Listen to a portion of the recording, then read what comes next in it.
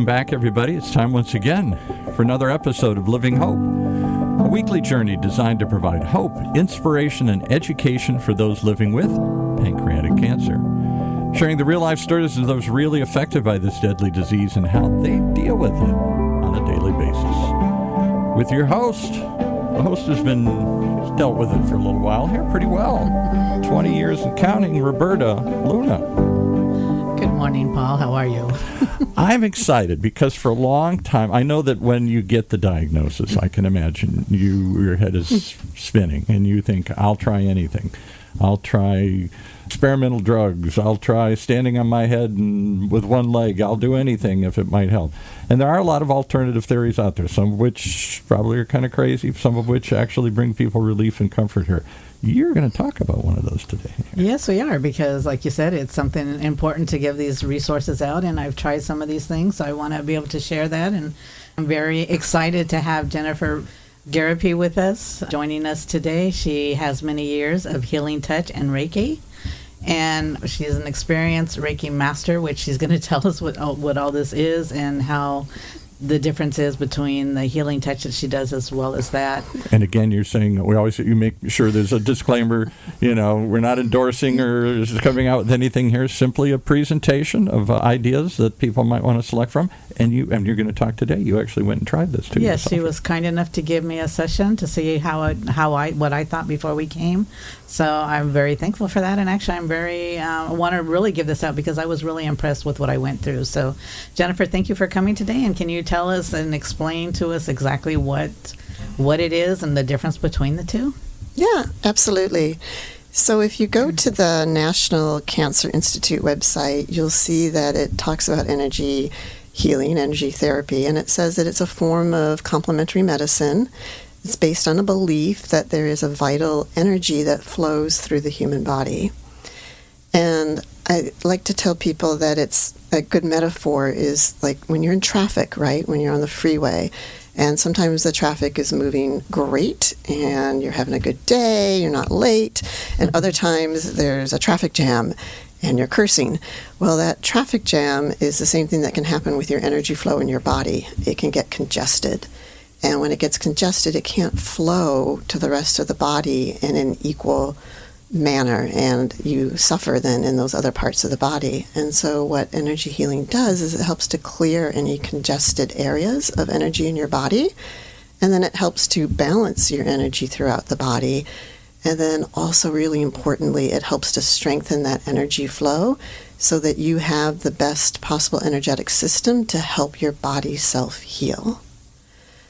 And as far as the difference between Reiki and healing touch, I think they're like different ways of looking at the energetic system in the body. And nobody knows 100%, why everything works in the world, right? Nobody. We don't even know why medicine works, right? And so with Reiki, it's based more on the Indian system of the chakras and also the meridians. And with healing touch, it's similar, but it's just like, that old thing, that old metaphor, like when your eyes are closed and you're touching an elephant and somebody touches the ear of the elephant and somebody touches the leg of the elephant, and they have totally different experiences, but it's still the elephant. So I just view it as really different ways of approaching the energetic system in the body. Can you explain a little bit for those of us that don't know, like what do you mean by chakra and the... Oh, yeah, of course. So a chakra is, it actually means like wheel of light in Sanskrit. And we have a chakra at every joint in our body, and we also have 7 major chakras. One is at the root, one is at the sacral area, one is at the solar plexus, and the solar plexus area is actually a very good area to work on for cancer in the immune system. And then you have your heart chakra, your throat chakra, your brow, and your crown. And what these chakras do is they spin, and they are taking the energy from God, if you believe in God, or the universal energy field, and they're taking that energy and transmuting it into the body. And so that's where we get that energeticness from, if you will. And each chakra corresponds to a different part of the body, different organs, and also different parts of our being. So, for example, your sacral chakra is focused on your emotional state, and your solar plexus is focused on your mental state. So they all have different properties, if you will. But the basic idea is that you want them spinning at a higher frequency. And the touch or what you do that causes that to happen? Exactly. So when you're a healing practitioner, you are able to dial up, so to speak, your energetic system so that you're at a higher frequency. We're all these energetic beings, and quantum physics says, hey, we're all made of energy. And so when you are a practitioner and you're vibrating, so to speak, which sounds, I know, kind of weird, but you're raising your frequency, if you think of it like that, like a sound frequency, right? That's probably easier to understand. It doesn't sound so bizarre. When you raise your frequency, then there's a concept in physics also called entrainment. And entrainment means that somebody else near you is going to sync up to your frequency. And so if my frequency is higher than your frequency by being in the session, your frequency level is going to rise to my level. And that is what is going to help balance, clear, and strengthen your energetic system. And why did you choose this path? What got you into doing this? Yeah, well, I had never heard of these things. I had a very traditional upbringing. And what happened was that I was in a couple car accidents, and I had this really horrible neck pain, and it wouldn't go away with traditional therapy. And the therapy I had was great. It's not to knock traditional therapy. I believe that, again, that all these things work together, right? I had chiropractic, I had massage, but it wasn't helping. I had physical therapy. So I started venturing a little bit more into more complementary medicine, and that's when finally that pain started to go away. And so that's what started to intrigue me about, there's something else out there. Oh, very interesting. And then how did you train? Did you go to a school, or how do you train to do this? Yeah, that's a great question. So I started off learning Reiki, and there are plenty of places where you can learn how to do Reiki. Obviously, some places are better than others, but there's no school. You don't go to university, right? They just don't have these schools. So you learn from a practitioner, and you study under them. And after I learned Reiki, then I heard about healing touch, and healing touch really fascinated me, so I started studying that. And healing touch has two divisions, if you will. One is healing touch for animals that came out of the original, which was healing touch for people. And so with healing touch for people, I studied both. And I started with the animals. Mm-hmm. I love working with animals, have a huge heart for animals. And then I moved on and started studying additional techniques that work on people but not on animals.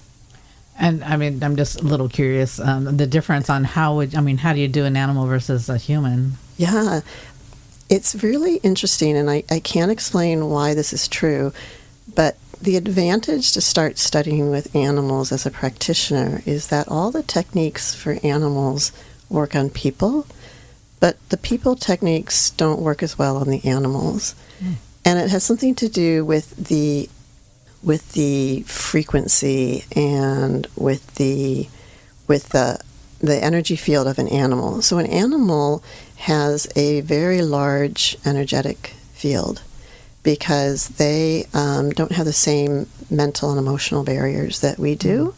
So their energy field is huge. And so it's a different experience working on an animal energy system than it is working with a person.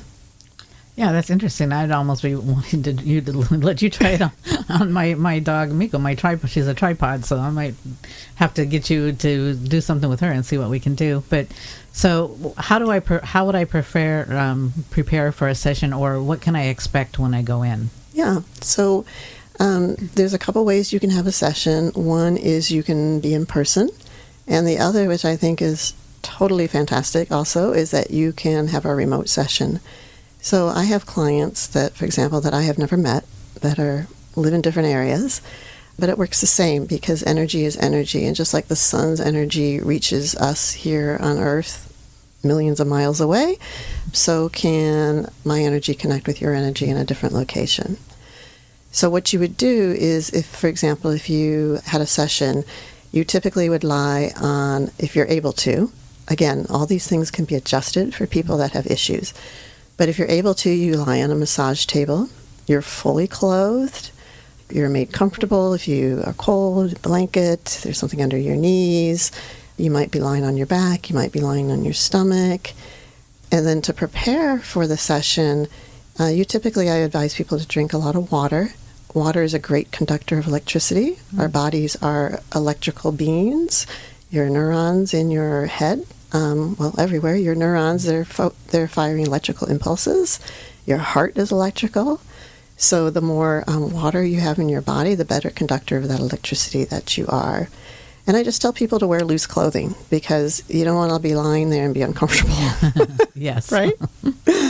And that's pretty much it. There's nothing really else that you need to do to prepare except have an open mind and relax and just enjoy the experience. Some people fall asleep. It works fine if you fall asleep. Yes, I did. I think. You did. But so I'm a little curious then because, having been able to have the experience, which I appreciate you gave that to me. But if you're doing it virtually, are you on Zoom or on the phone? Or how does that work if it's a virtual, not in person? Yeah, that's a great question. I prefer to be able to see the individual or the animal that I'm working on. So I like to set up a video session like Zoom or whatever it might be. And then I see that person as I am.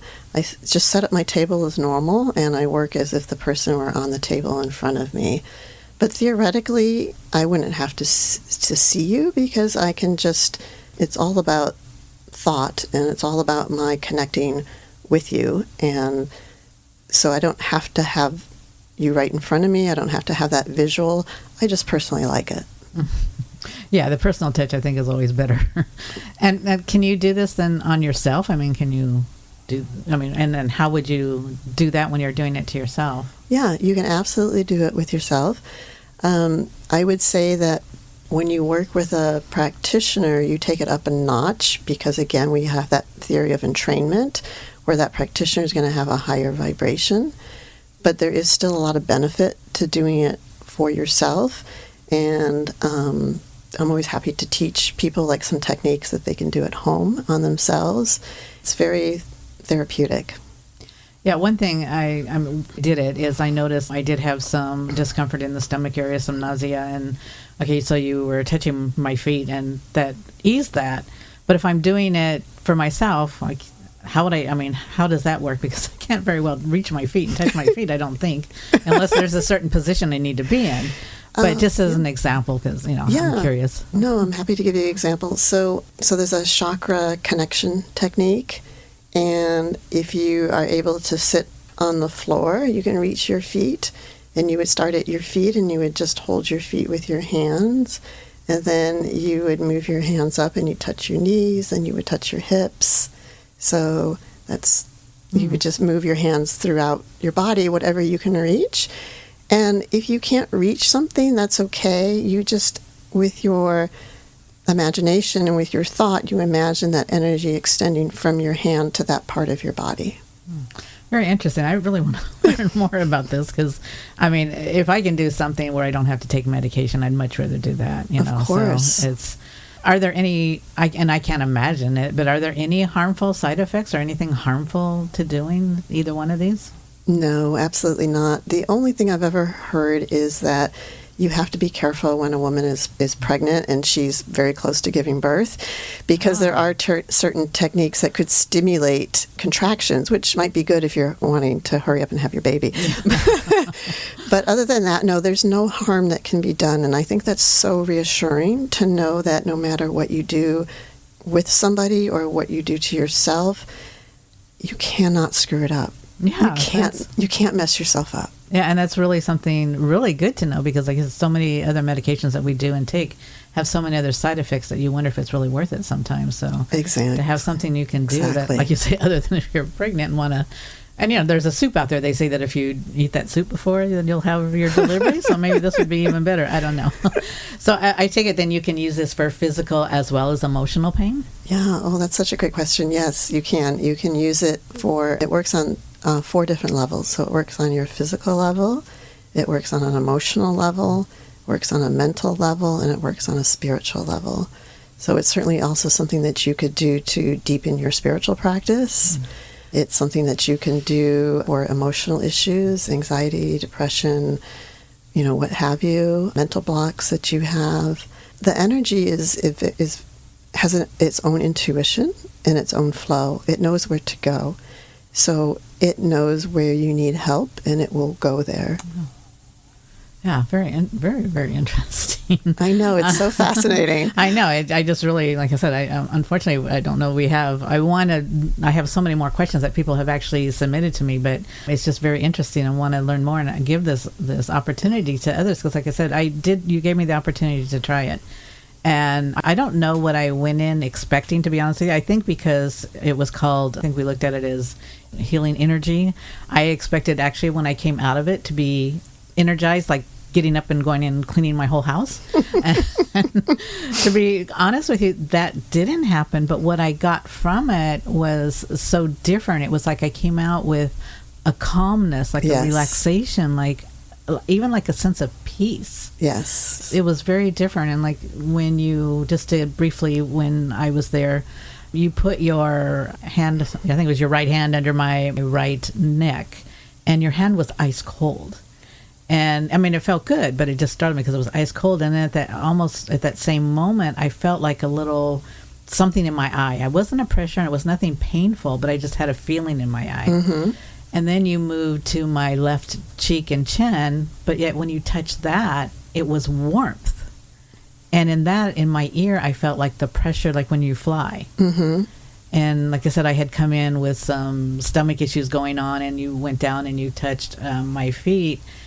And then that went away. And I don't remember, I think I must have fallen asleep right at the point that time because I don't remember, touching the hips or anything like that. But I remember feeling when you went to my feet, feeling that. But something that I did notice too that I thought was really odd, and maybe, I don't know if this is something maybe a lot of people do feel, is I was comfortable in the room temperature, mm-hmm. but my insides were shivering. Mm-hmm. Mm-hmm. And I don't know, I mean, I thought, that's kind of, and I know when I felt the shiver, I mean, you kept telling me relax, but when I know when I felt the shiver, I kind of like tensed up, and you would tell me to relax and I would relax, but I was really surprised and trying to really pay attention to what I was feeling. But I felt warm, I felt comfortable, but my insides were shivering. Which is very interesting. I have not personally heard that before. Of course. But yes, you're always different, Roberta, right? That's right. And I got to be different. But it is very common to experience different things. And what I really like to stress, though, is you don't have to feel anything for it to work. Like there's no, you don't have to have a sign from God or something that this is working.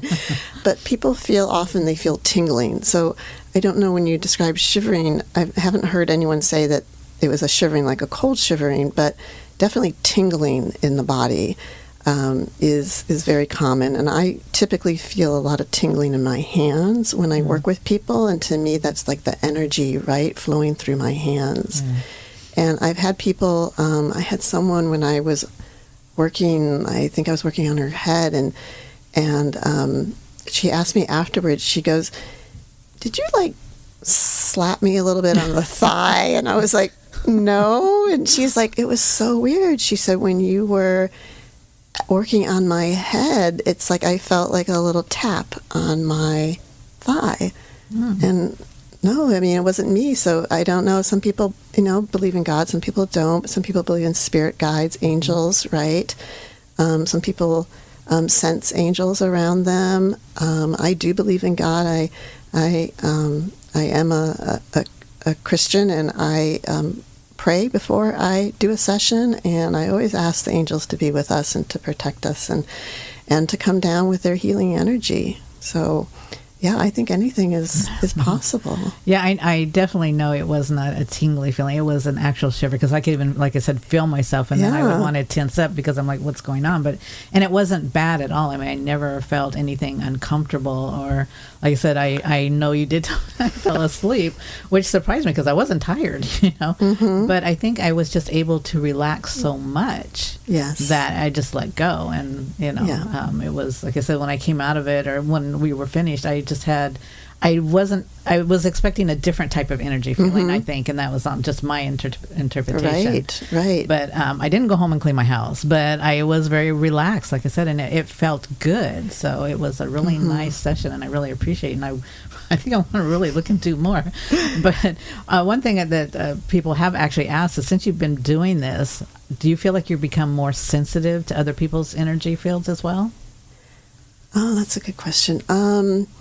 Yes and no. I'm a pretty empathic person, so I've always been sensitive to people's energy, in the sense that, and this is another good way to look at energy, is, when you walk into like a room and people have been arguing, and you just kind of feel something in the air, you're feeling that energy from that argument. And so I've always been really sensitive to that type of feeling, being very easily affected by other people's feelings and moods and the energy in the room.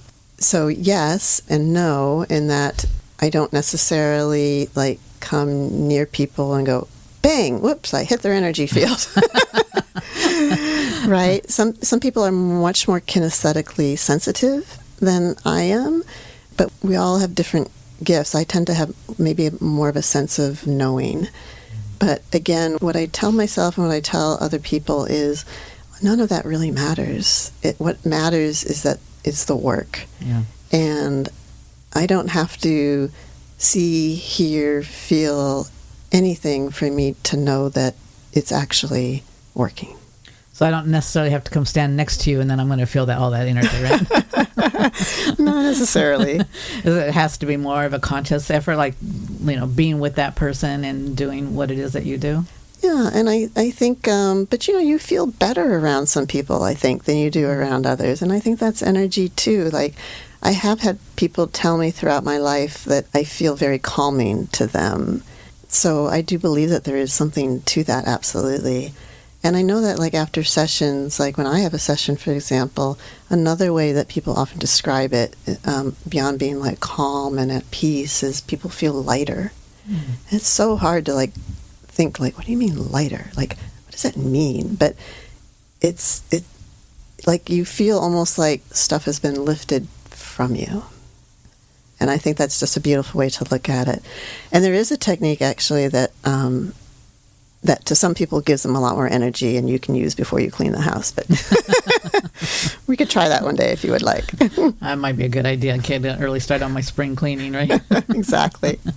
So is there anything that you would like to, for one, how would somebody contact you if they're interested? And also, is there anything you would like to leave our audience with, positive about this? Because I was really impressed. Like I said, I went in with an open mind, not knowing what to expect, but I really did come out of it with wanting people to try it, and I myself would go back and try it again, do it again. Yeah, that's great to hear. Okay, so to reach me, if somebody's interested, my website is my last name. It's Garrepy.com. It's GARREP as in Peter, Y. You can also type in, I live in Newport Beach, so my website's also known as Jennifer Garrepy Newport Beach Reiki Master. So you don't have to remember the whole Jennifer Garrepy, but if you type in Newport Beach Reiki Master, I believe I will come up. My number is 949-649-3240. And for those of you who don't know how to spell Reiki, which I completely understand, that is REIKI. And what I would want to leave people with is really just have an open mind and just try these things. Whether you come to me, you go to somebody else, you try something different. Just don't be so set in your ways that you're not open to other experiences. Yeah, and I agree. And I think coming in with an open mind, just let it what happens happens, and it's a great way. Like I said, it did a lot of easement for me. So I would even really myself personally, I know we have to be careful and not want to put a lot out there, but because I did experience it, and I thank you for giving me that opportunity, so I could actually talk about it and understand that if somebody were to come to me, I would absolutely recommend that they give it a try. And we will also put your information out there on when we, have this on Facebook and the different media that we have as well. But I do want to thank you for spelling Reiki, because I was one of those people. So I greatly appreciate that. But thank you for coming today. Oh, thank you so much for having me. It's been a lot of fun. Thank you. And again, like I said, I was just bombarded with questions, and we didn't even get to half of them. So maybe we'll have to come back another time and really dive into some of these questions. But I do want to thank you. And today, we always dedicate each episode to somebody or something. But today I really want to just dedicate it to looking out, coming into an open mind, and trying these different resources and these healing methods. Because if we can do something and not have to use the medication, where it puts us at a disadvantage sometimes, where we really can enjoy our life or our day, this is a different way to look at it, and different method maybe. I mean, I enjoyed it, and I came out with a total different experience. So I hope people will give it a try, and just dedicate today to having an open mind. Love that. Thank you. Thank you.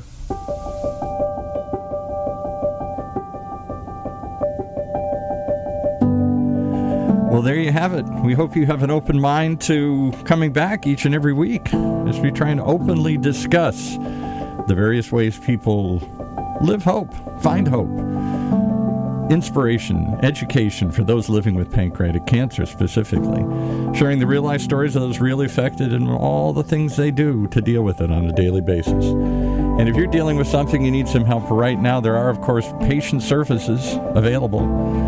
You can call number 877-2-PANCAN. That's 877-2-PANCAN for the Pancreatic Cancer Action Network.